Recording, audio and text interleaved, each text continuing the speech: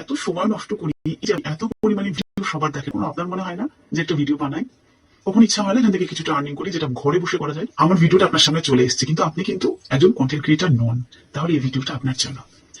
এই যে আপনি একজন কন্টেন্ট ক্রিয়েটার নন, এই কথাটা কেন বললাম এবার একটুখানি বুঝবেন, একটু থমকে যাবেন। প্রথম কথা হলো, এই যে আমার ভিডিওটা আপনার সামনে গেছে, অথচ আপনি কোনো ভিডিও বানান না, আপনি শুধু দেখেন সারাদিন ধরে। একটু ফ্রি থাকলে এইভাবে সবার ভিডিওটা আপনি স্ক্রল করে দেখতে থাকেন। তার মানে কি, এই যে আমরা ভিডিও বানাই আর আমাদের ভিডিওর আর্নিংটা আপনারা দেখেন বলেই হয়, তার মানে কি আপনারা কিন্তু এখানে একটা বড় ভূমিকা লাভ করেন, বড় ভূমিকা আপনাদের আছে। মানে আপনাদের জন্যই আমাদের মতন কন্টেন্ট ক্রিয়েটাররা আর্নিং করে, কারণ আর্নিংটা ভিউজে হয়। এবার কথা হলো যে যদি আমার একটা ভিডিও আপনার সামনে এসে গেছে, মানে এই যে এখন ভিডিওটা চলছে, এর জন্য কিন্তু আর্নিং হবে আমার। এটা যে এই ভিডিওটা যেখান থেকে দেখছেন, এটা কিন্তু আমার ছোট আইডিয়া, আমার অলরেডি একটা বড় আইডিয়া আছে।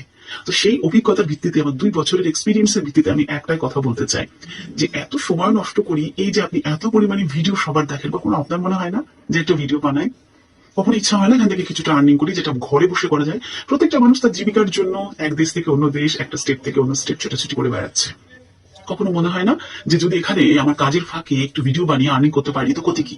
এরকমটা কখনো ভেবেছেন? আমি বলি আমার এক্সপিরিয়েন্সের কথা। আমি একজন ঘরের বউ, আমার কোনো ট্যালেন্ট নেই, কিন্তু হঠাৎ করে ভিডিও বানাতে গিয়ে দেখলাম না আমার একটু ট্যালেন্ট আছে। তার মানে কি, প্রত্যেকে মানুষ ট্যালেন্ট নিয়ে জন্মায় না, কেউ কেউ ট্যালেন্ট নিয়ে জন্মায়, আবার কেউ কেউ অভিজ্ঞতা ভিত্তিতে তার ট্যালেন্ট হয়ে যায়, কেউ কেউ অভ্যাসের দ্বারা তার ট্যালেন্ট বানিয়ে নেয়। তাই আপনার মতো জানেন কিছু কিছু আছে, অবশ্যই আছে। তাই শুধু শুধু পরের ভিডিও দেখে লাভটাই তাদের আর্নিং এ হেল্প, এর বেশি কি? আর একটু মনের ভালো লাগার সময়, একটু টাইম পাস, সেই টাইম পাসটা যদি একটু নিজের ভিডিওর জন্য করা হয় তো ক্ষতি কি? তাহলে ভাবা যাক যে আপনি একজন কন্টেন্ট ক্রিয়েটর হতে পারেন আমার মতন। আমি কিন্তু এখান থেকে আর্নিং করি, নিশ্চয় আপনিও পারবেন। কারণ পরের ভিডিও দেখে দেখে সময় নষ্ট করার থেকে আমার মনে হয় নিজে একটু ভিডিও বানানো খুব ভালো। চেষ্টা করে দেখুন না, ক্ষতি কি? 1 মাস, 2 মাস, 6 মাস চেষ্টা করতে করতে একসময় আপনিও পারবেন। এইভাবেই তো সবাই ছোট থেকে বড় হয়েছে। হয়তো অনেক মানুষ আছে যাদের প্রচুর প্রচুর পরিমাণে ট্যালেন্ট আছে, কিন্তু সেই ট্যালেন্টটা প্রকাশ করার মানসিকতাটা নেই। একবার দেখলে ক্ষতি কি?